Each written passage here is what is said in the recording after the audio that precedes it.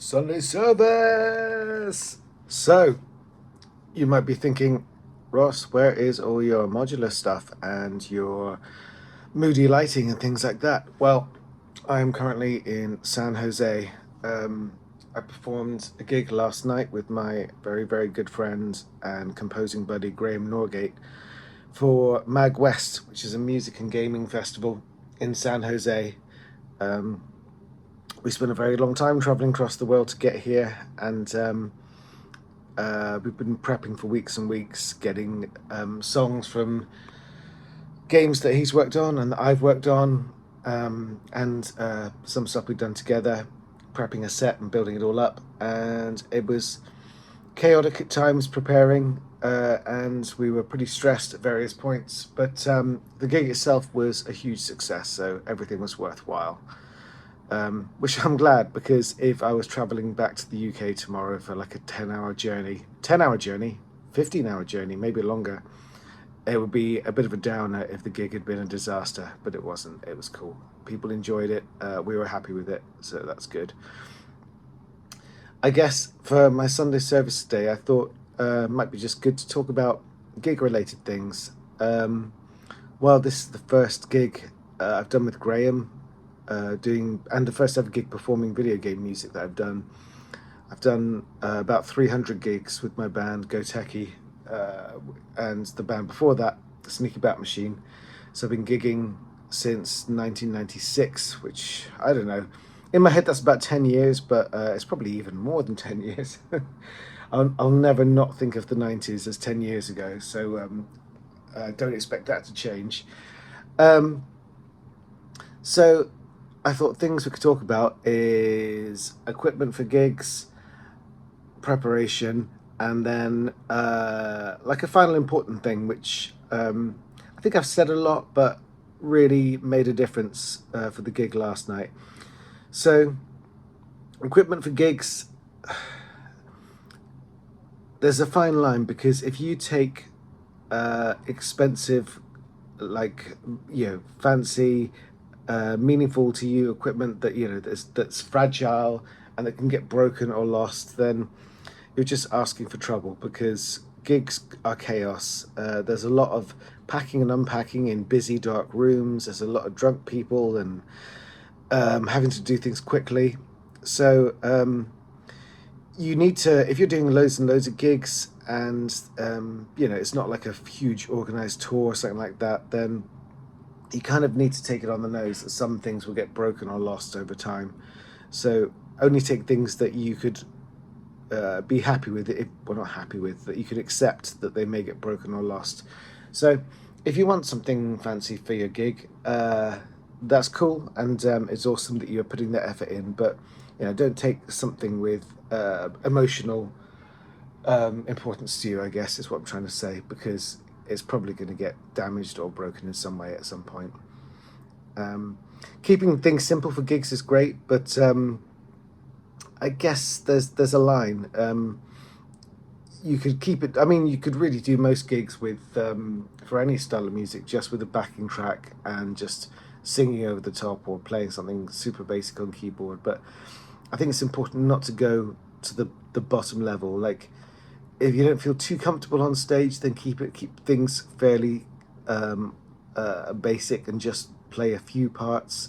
But if you feel more confident, then bring out a few more instruments and make something crazy happen, or do some weird visuals or something like that.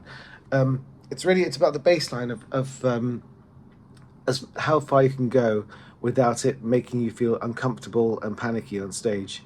Because if you've got a load of cool technical things on stage, but you're worried they're gonna like fall over, or crash or something like that, then it's going to affect your performance and your confidence and your happiness on stage. So just be aware of that, I guess. Can't remember what the second thing I was just going to say. I'm very jet lagged, by the way, so you might notice by this strange slumpy demeanor. It's been a long few days. I'm very happy, but also my brain doesn't know what time of day this is whatsoever. um, I'm going to skip to the important thing that I wanted to talk about, which, so earlier in the day before we did the gig, I did like a composer panel with a load of really nice composers, just answering questions from the audience and talking about the nature of being a video game composer. And there were some questions about performing live. And I said that kind of that first thing I talked about here about not overcomplicating your set to the point where you're not happy on stage. And I think there's a wider thing to think about there. If you go on stage stressed and just thinking about what could go wrong, and taking on any of the trauma of getting to the event and stuff like that, then it's not going to be a good performance. And it sounds like pretty obvious advice, but I don't think it's advice I've massively taken myself, even though I say it to people. But this time I had to do it because it was a festival gig. We had a pretty rushed sound check, and my guitar was being weird. The table fell over on my foot at one point, and now I've got a swollen foot. Graham's synth died just seconds before we started sound checking, so we were stressed out, and we felt like it was all going to go horribly wrong, and that we travelled. Like, getting here took 23 hours, and we thought that was just going to be like a long journey for a gig that just falls to pieces. So we were pretty stressed out. But I tried to spend a couple of hours before the gig just sort of reprogramming myself to remember that in the end, performing music should be joyful for you. And if it's not joyful for you, and again, this just sounds like something you get on an inspirational poster, but it's actually true. So if you're not happy on stage, no one's going to enjoy watching you. If you're physically tense and worked up, then it's no good. So build that into your time. If you're doing gigs, just make sure that before you perform, you've got as much time as you can afford to do whatever makes you happy. Just chill.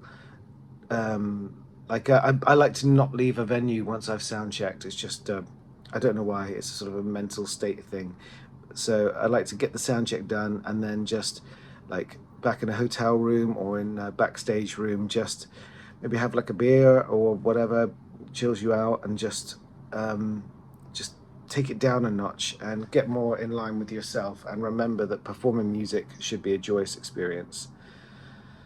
Yeah, I know it sounds obvious, but I think you need to think about it and actually try and do it if you find that gigs are stressing you out. But because you can get very stressed in the run up to gigs, and then afterwards you think, why didn't I enjoy that more? So yeah, just remember to enjoy the moment when you perform live. Anyway, that's me. I'm in San Jose. It's been great, and I'm traveling back to the UK first thing tomorrow. I'll be home a day later, and I'll see you all for a regular Sunday service, back with a modular behind me and my cats milling around next week. Bye bye.